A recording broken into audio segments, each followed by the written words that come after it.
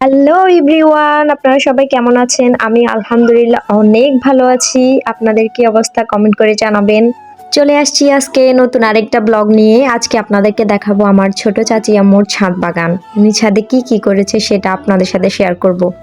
দেখেন, এটা হচ্ছে একটা মরিচ গাছ টবের মধ্যে লাগাইছে। দেখেন, এগুলো হচ্ছে মিষ্টি কুমড়া, এটা হচ্ছে মিষ্টি কুমড়া গাছ।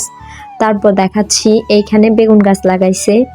দেখেন, এখানে আবার বেগুন গাছের ফাঁকে ফাঁকে ধনিয়া পাতাও লাগাইছে। দেখেন, এগুলো হচ্ছে বেগুনের ফুল, খুবই সুন্দর দেখতে। ইহান বাবু আমার সাথে এসেছে ছাদ বাগান দেখতে। দেখেন, এখানে টবের মধ্যে আরো একটা মরিচ গাছ, তারপরে যাই এ দেখেন ধনিয়া পাতার ফুল, খুবই সুন্দর দেখতে। আর এখানে হচ্ছে ভেরি সুন আমের সিজন চলে আসতেছে, আর কিছুদিন অপেক্ষা করলে আমরা আম খেতে পারবো। এই যে আমের ফুল, এটা হচ্ছে কাঁঠাল গাছ, ছাদের সাথে লাগাইছে। এই যে দেখেন, এখানে মরিচ গাছে মরিচ পাকছে, দেখছেন কি সুন্দর। এই অ্যালোভেরা গাছটা অনেক বড় হয়েছে, দেখতে খুবই সুন্দর লাগতেছে। কার কার অ্যালোভেরা লাগবে আমাকে কমেন্ট করে জানাবেন। এই যে দেখেন, এখানে একটা লাউ গাছ লাগাইছে, অনেক ঝোপ দিয়েছে গাছটা বড় হওয়ার জন্য। দেখেছেন লাউয়ের ফুল। এ দেখেন মরিচ গাছে অনেক ফুল ফুটেছে। এই যে দেখেন আরেকটা অ্যালোভেরা গাছ, প্রচুর অ্যালোভেরা আছে গাইস, আপনাদের কার কার লাগবে বলবেন। দেখেন, এখানে একটা পেঁপে গাছও আছে, অনেক পেঁপে ধরছে। এখন দেখেন অনিরা বেবি কেন নাচতেছে জানেন আপনারা? আমার মেয়েটা মেহেদি লাগানোর জন্য খুবই পাগল। মেহেদি লাগিয়ে দিব বললেই অনেক নাচানাচি করে।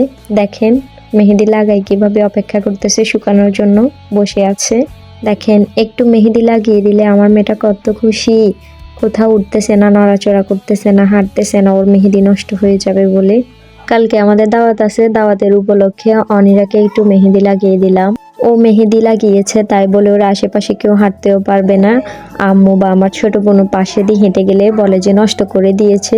চিৎকার চেঁচামেচি করে। দেখেছেন কিভাবে বসে আছে, কত লক্ষ্মী মেয়ের মতো। মেহেদি লাগাইছে বলেই একমাত্র এত শান্ত হয়ে বসে আছে।